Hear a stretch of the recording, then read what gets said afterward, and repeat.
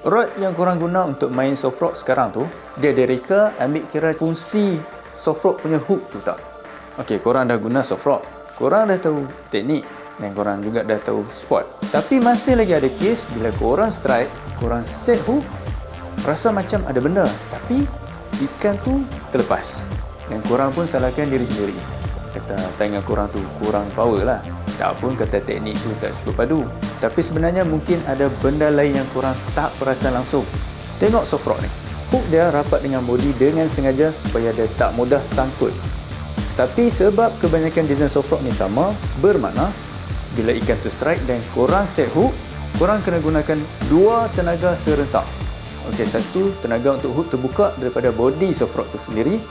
Yang kedua, tenaga untuk tembuskan mulut keras snakehead tu. CG handle ni dia dah direka khas untuk set hook. Tapak tangan korang akan support dengan lebih dalam dan juga akan ada support tambahan daripada lengan korang juga. So double force tadi tu akan boleh dicapai. Sebelah tangan ataupun dua belah tangan, CG handle ni akan bagi leverage yang betul. Soft rock hook pun terbuka, hook tembus, hook up jadi lebih solid. Follow EXP sekarang untuk tahu tips yang pemancing jarang ceritakan. Nak tahu sesuatu? Cuba komen di bawah, saya akan bantu jawab.